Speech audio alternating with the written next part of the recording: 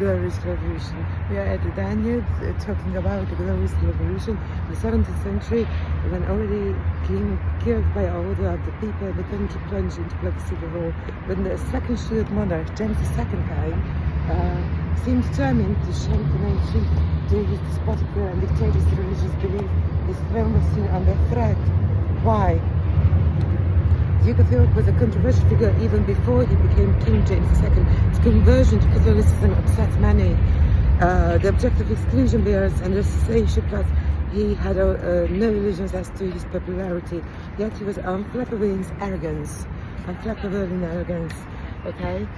In Monmouth's Folly. What is Monmouth's Folly? Monmouth's Folly, actually, resistance to James II was quick in coming. The Duke of Monmouth was Charles II's illegitimate son and James' nephew. However, he was also Protestant and hoped to take the throne. Landing in Lyme Regis in small force in June 1685, he marched inland through a strongly Protestant region, recruiting supporters at his series of Britannic nations.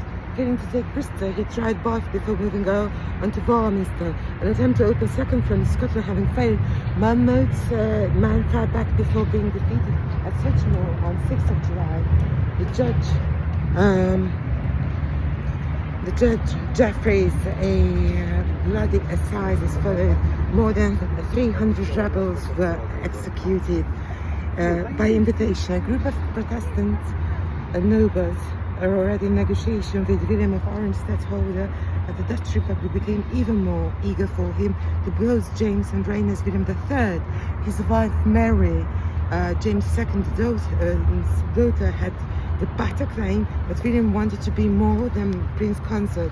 His first invasion fleet was dispersed by wind in October 1688. He later landed at Torbay. James was unfazed until he found his officers defecting in droves. Okay, he fled for France but was captured.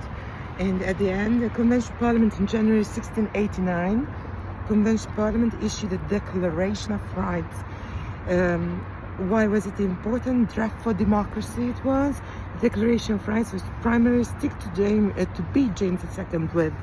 It formalized December 1689 as a Bill of Rights. However, it became the blueprint of a constitutional monarchy. The king and queen would be held in the highest respect as heads of state, but would not be allowed to disregard the wishes of the people's parliamentary representatives. Okay. Birth of James Francis Edward Stuart in his letter 34